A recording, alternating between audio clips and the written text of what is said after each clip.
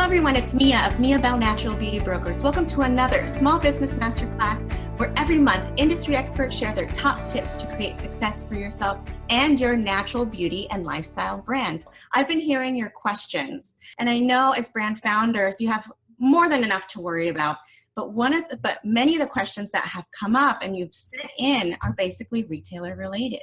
And they're things like, I wish I knew what they were looking for.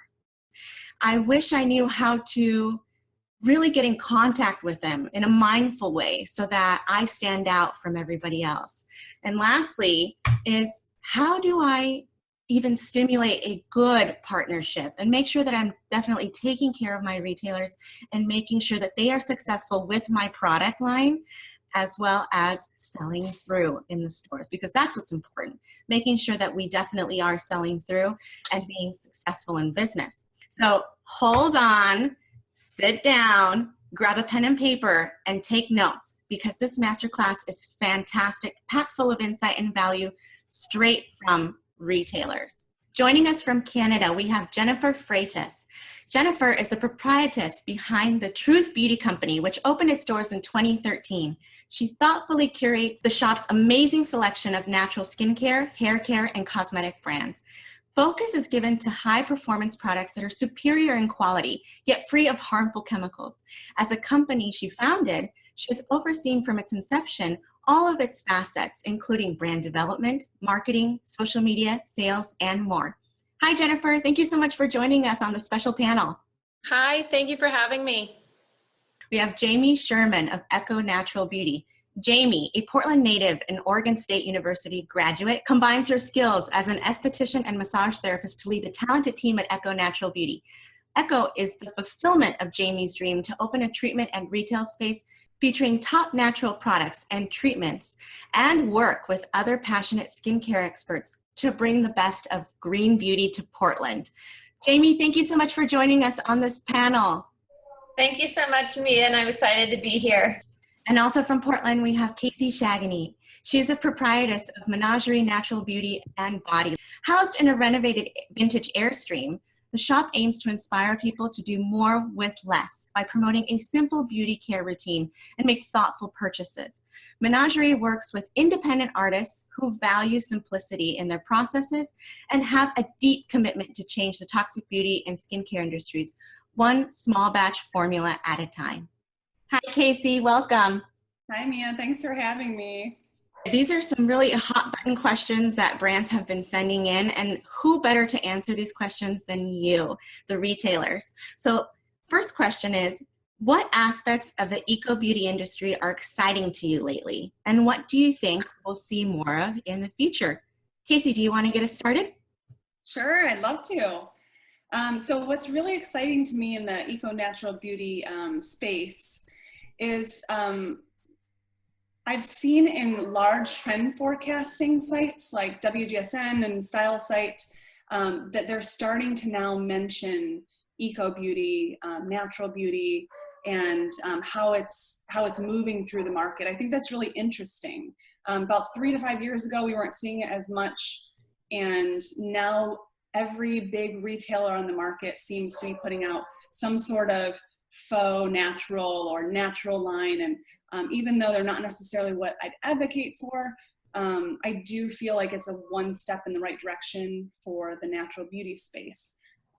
So seeing that has been really great. Casey, thank you so much for your thought on that. Jami, what do you think about this? I am just finding the consumers, our shoppers who come in, are so aware. They know all the brands, and they're looking for these products, and it's getting more and more every single day. So I know it's really making an impact where they're spending their dollars. They're not wanting to buy, more of the commercial beauty products anymore. They want natural. I'm definitely seeing a big trend in the makeup segment. That's really booming for us. And most people who shop at our stores, they come looking for a brand. So they're coming because they know we carry a line and they want to experience it. So I would just say I definitely see the trend that this is going to become more mainstream. We're already seeing the big retailers are going organic, but paraben free. So I think it's definitely going to be moving mainstream. We've already seen it in this short amount of time. And how exciting is it to be in here right now? And I know that some of us, even before, I don't know, before maybe some of you opened up your shops, you were on this green journey as well. And the whole transition of it from being a small movement to now starting to see what it could become, like this giant that it could become in the future, I'm sure it gives everybody chills because it's so darn awesome. Jennifer, what do you think of this? Well, touching on what Casey and Eco Natural Beauty were mentioning about green beauty going more mainstream, that's totally true. And you're seeing it in major publications. So if you're picking up a copy of Harper's Bazaar, you know, you'll find mentions of Tata Harper or RMS, like some of these bigger brands that have sort of paved the way, I think, for all the other green beauty brands that are coming up behind them. So yeah, that's really exciting to see it go, you know, mainstream, getting into more consumer hands, and just, you know, raising the awareness for conscious living, really. And Jennifer, I know you're one of the few retailers up in Canada that are leading the charge with natural and organic, non-toxic beauty. Are you starting to see something different happening over there in your market? Yeah, people are coming in and asking me for particular brands, and they're being steered from, you know, our big Macy's, if you will, is the Bay, the Hudson Bay Company. So I'm taking those customers that are typically buying MAC and Clinique, those sort of conventional brands, and they're coming in and they want alternatives without the chemicals, but still the performance, which is very much what Truth Beauty tries to bring in, right? High performance, comparable to conventional. I think that's really where the industry is going. So we're swapping out our toxic for green. It's got to match. That's what the customers want. And that definitely segues into the next question that has been submitted that is just on everybody's minds. So out of all the hundreds of products that cross your desks, what strikes you as interesting? Are there any specific elements that you look for, or in particular, I know as individuals, you may gravitate towards different things and different things that your shelves need. So in your experience, what are some of the things that you feel make brands stand out from the rest? I can start with that one. I guess I have an approach to how I curate my store. So first and foremost, I look at the ingredients. So are there any sort of nasty ingredients? And if there's not, okay, great. Now let's keep going. We see a lot of botanicals that are almost, I'm going to say, redundant. Like everybody's making a serum with jojoba oil, and, you know, it's just everybody's doing it, right? So then it's what makes your product different. So I want to see oils that are a bit more rare or that are not quite used very much, because everybody's skin is different. Bioindividuality really is a thing. So a serum that might do really well on my skin type is not going to be the best for my client with, say, really oily skin. So looking at the ingredients, what makes them different? And then also, because my store only wants to bring in product lines from North America, so that's really an easy thing for me to look for about what's coming into the store. And then also we look at price point. So I've got clients that are around my age, a little bit older, that really want high performance and they're willing to spend. However, I also think that going green, there shouldn't necessarily be barriers to entry, cost being one of those. And especially because there's a couple of universities around me, I do try to bring in product lines that are accessible, that are still good, still performance-based, yet people can buy them. And then packaging. And I know that sounds crazy, but these products are beautiful and they make us feel beautiful. So they should look beautiful on your vanity for 6 to 8 months, however long it takes you to go through the product. Those are sort of the factors that we look at when we're choosing what kind of new lines we'll be introducing. Jami, what do you think about this? I think Jennifer really called it right on. Definitely looking at ingredients. I mean, if I'm going to look at a product and it doesn't stand up to our integrity for what we carry in the store, it's not going to go any further. So sometimes I'm always surprised when I do get, you know, things with, you know, toxic ingredients in there that they don't really know who I am as a brand if they're sending me these products. Also, I think now that it is getting so competitive, we don't have a lot of shelf space. Packaging and the look and the design is really important. I also think sampling is important, really nice samples that they can take away. Because a lot of people have really sensitive skin. They want to try the products first. They're excited to take the samples home. And many times they return, sometimes the same day because they're so excited. So I think, yeah, that is kind of what I look for. Also the brand story. I always am telling the stories of the brands to the consumers. It just really develops a relationship to our brands, to the consumers. So that's really important as well. And as an esthetician and massage therapist, I know that you come from things, or at least your view comes from a treatment aspect of it. So how does it really function? Is it really doing what it's supposed to be doing on the skin? Is it performing well? Can you speak to more of that? Yeah, definitely. Whenever I'm looking at a brand, especially skincare, I want to get full-size samples. I use it in the treatment room. I'll let my clients try the products and see if it delivers, and I can kind of get actually an instinct too of how the product performs as well. So I've definitely, just by getting samples, using them in the treatment rooms, I've then brought them into the store. So I definitely want to know how they perform. Thank you so much for that insight, because I know that there are brands that cross over into the treatment room and then basically they're sold through on your retail shelf. So that's basically how it operates with any spa and salon. You want to make sure that it's working out both ways for you. Casey, I know you come from a huge design background, developing products, beauty products for big names like Gap, Nordstrom, Urban Outfitters, Anthropologie. So I really want to hear what you have to say in regards to how you find brands interesting. Sure. Yes. Hi. So definitely on the visual side, I think these ladies both hit it on the head with the ingredients. We don't want to take in any product that don't have great ingredients lists.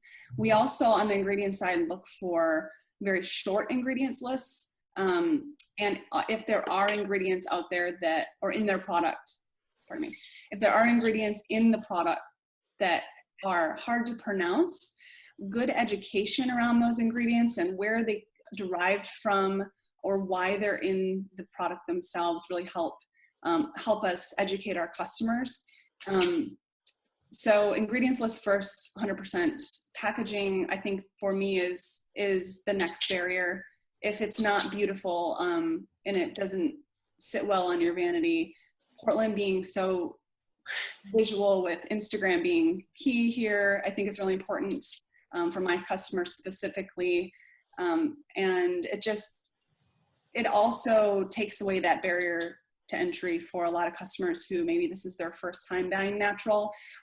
Because this space is so competitive, I think everyone's stepping up their game a bit, really helps that barrier to entry for these customers. And you guys have touched on this multiple times, all three of you, is that this industry is getting more and more competitive. Of course, there's so much potential still in it, and there's a lot of room for people to grow and really get their piece of the pie, but it's starting to get crowded. So how do you stand out?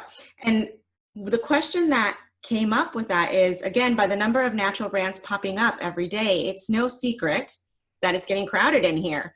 So this means that to be successful in the marketplace, a brand has to seriously sell well.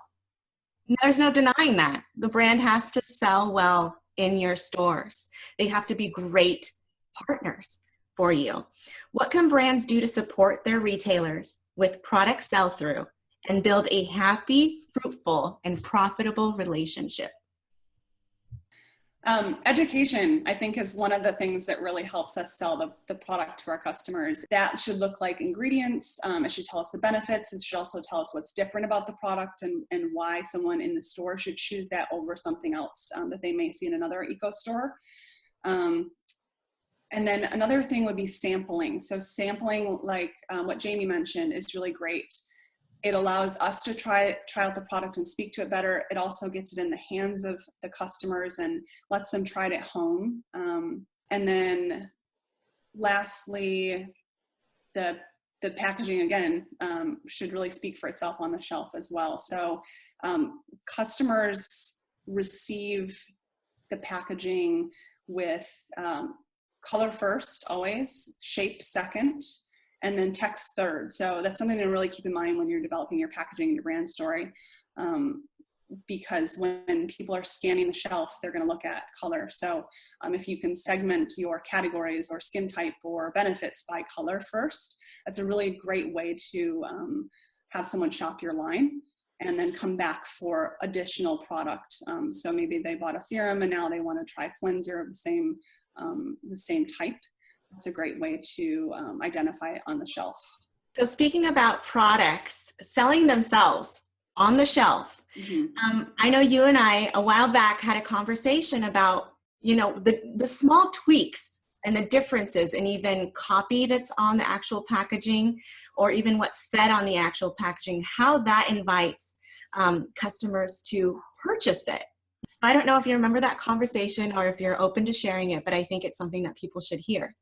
Yeah, definitely. And especially something like a body oil or facial serum or something that there's quite a lot in the marketplace of, to differentiate yourself on the packaging is really key. Benefits, a playful way to sell the product. So if your product just says body oil or body oil plus ingredient, it's going to be really difficult to stand out against the other ones on the shelf.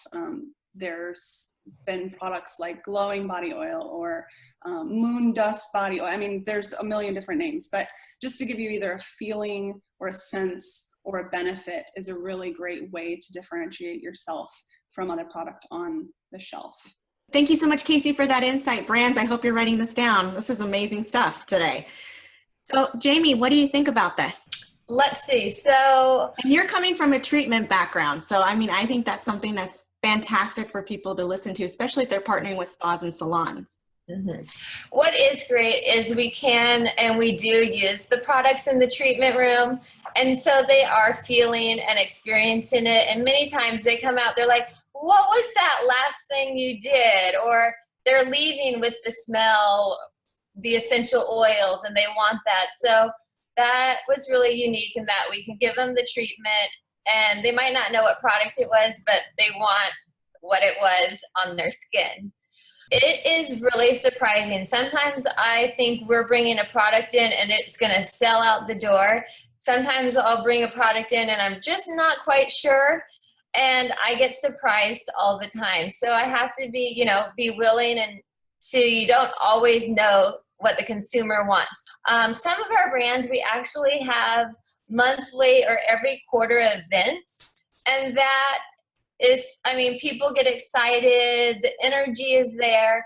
So that's really helped sell the brands. Definitely, I think the brands, when they have a following on Instagram, they're creating their own buzz around their brands.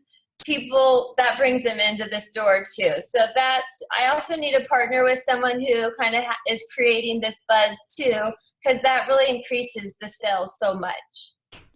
The brands that I get the chance to work with in mentorship, or whether that's through our sales representation here at Mia Bell Brands, it's one of those things where I really have to say, you guys, we're in this together with our retailers. Let's do what we can to support them, because they are the ones that are actively selling your product. They are your doors into the world, your doors into that customer base that you're looking for. So help them.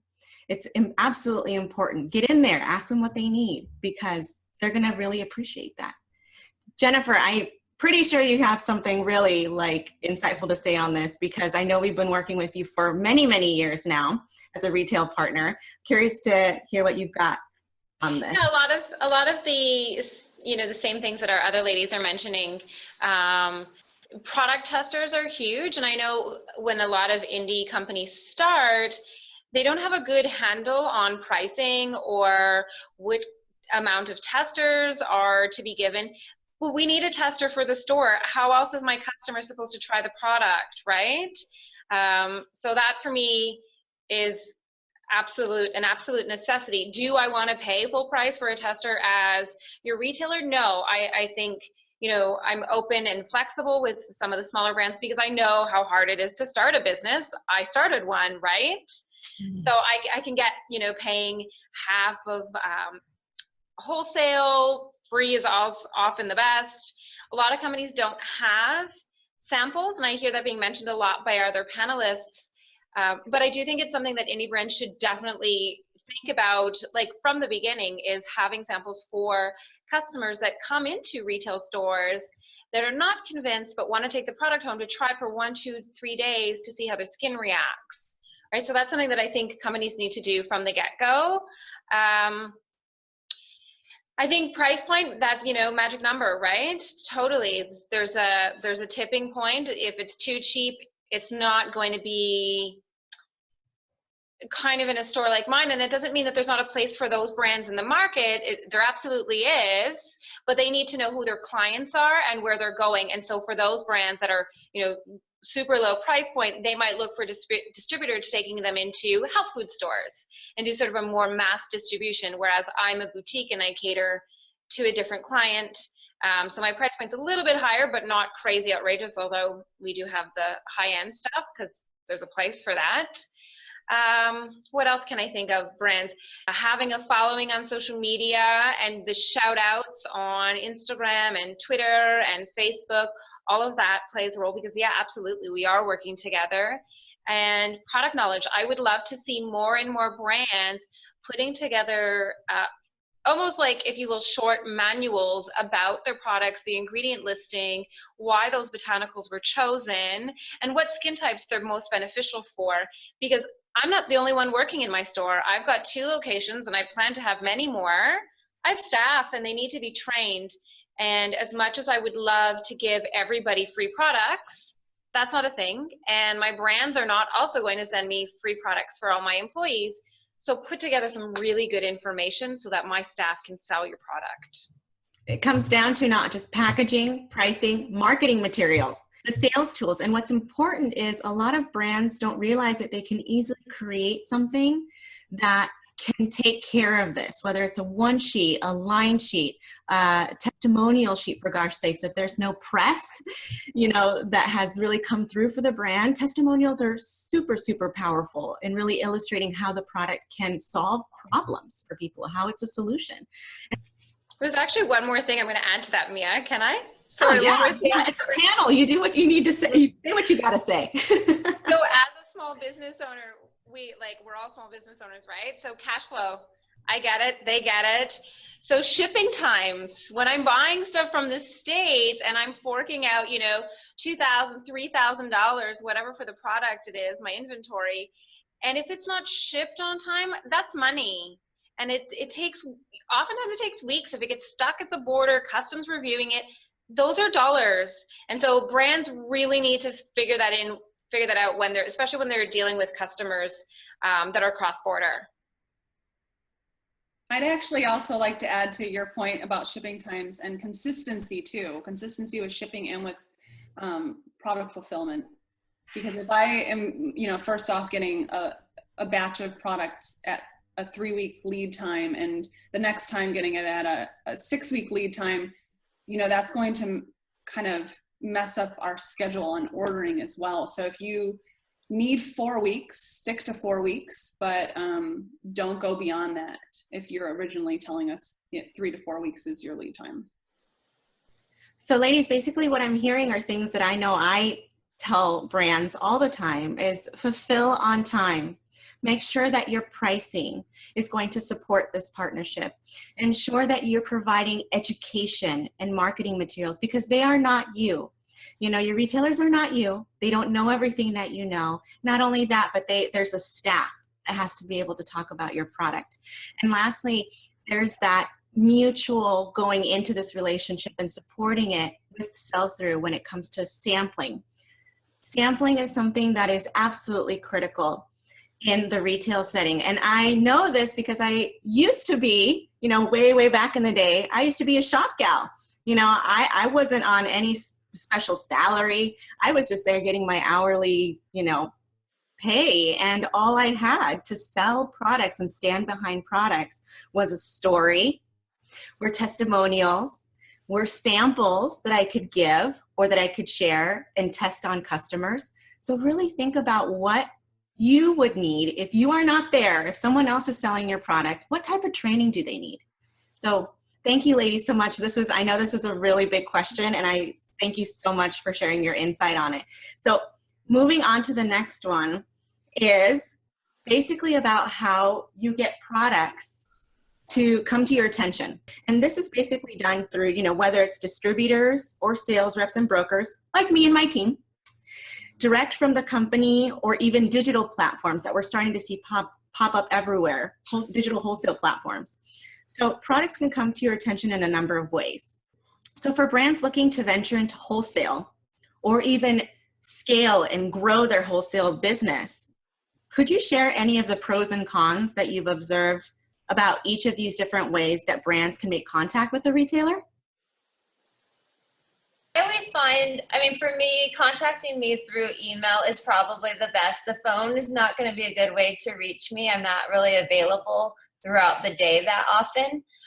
I also find if the brands spend time and they've researched my company, they know what I do, and they're like selecting me. It's not like a group email going out, but they're hand selecting me, and I feel that. And I want to work, it is this partnership together. We're working together. So when I know that there's thoughtfulness behind the email, they feel like we would be a good fit. They know that their ingredients and their products match our stores. That makes a really big impression. So I think reaching out with that email when I feel like I've been selected and we would be creating a partnership, and then maybe following up with the samples. I think it's really important just that the follow-up is consistent. I'm going to send your products out. I'm going to give you a call. Maybe we set up a time to talk, send the questions that you might have. So the follow through, that's really important. But that's what's worked the best for me. And then I'm flattered that they want to work with me, and it's a great start to a relationship. Yeah, being mindful of the brand. So Truth Beauty, we typically only look to stock brands that are made in North America. I factor the carbon footprint of, say, importing something from like Europe or Australia, New Zealand. If we're going to be green, let's be green all the way. So that being said, when companies from Europe or Australia send me an email, they haven't done their research, because it's pretty clear what we do here at Truth Beauty. And like having a product that sort of fits into my store. So if you look at a product that's made with made at home label, it's not really going to fit very well into my shops nor on my online store.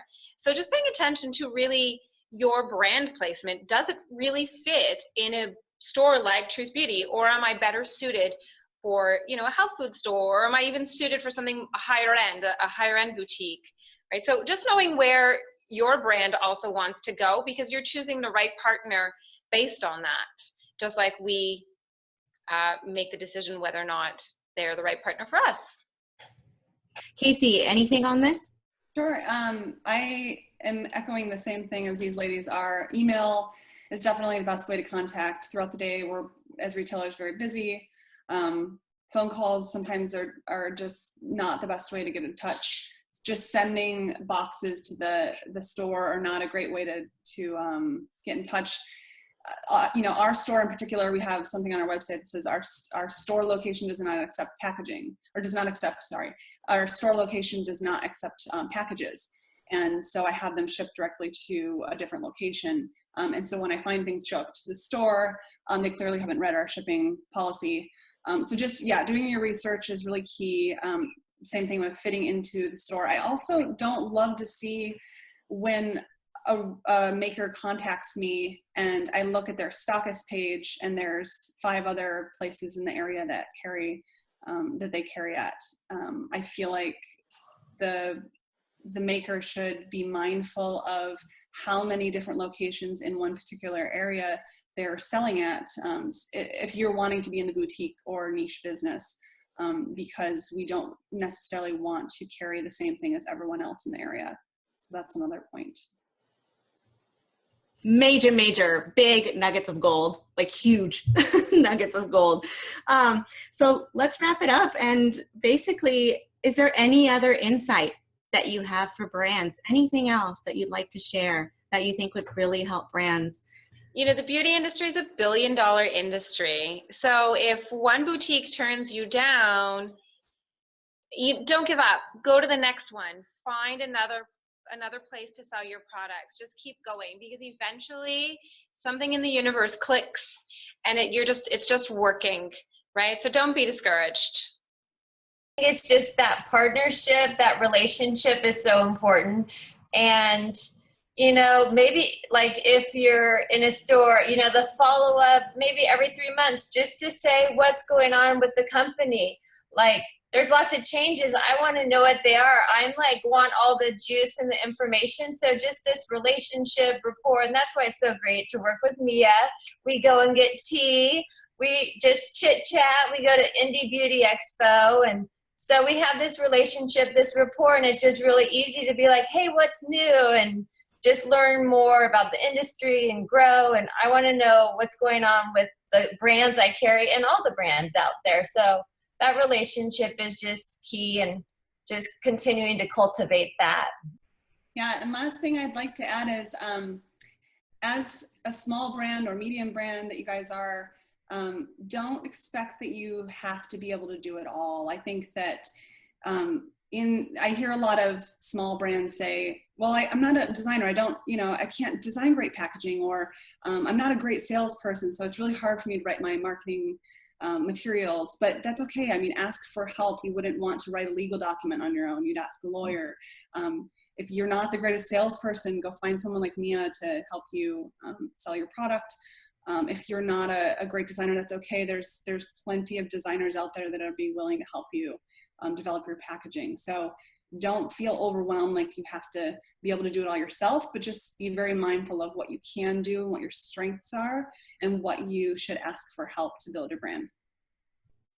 Wow, fantastic. I am just so excited that we were able to come together and make this panel happen for our viewers. Ladies, thank you so much for taking time out of your busy days and stepping out of your shops.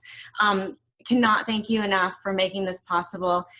And viewers, thank you guys so much for being here today. I literally have chills because all this information is just so wonderful. And I really hope that you guys can implement some of these tips and tricks and ideas and get going and get out there and build your dreams and build those partnerships. So if you found this video to be super helpful, please go on ahead and give it a like, share it with anybody that you think would really love this insight. And if you aren't subscribed already, please go on ahead and click the subscribe button below, and we'll see you next month. Next month's masterclass is going to be just as fantastic. We'll see you then. Bye.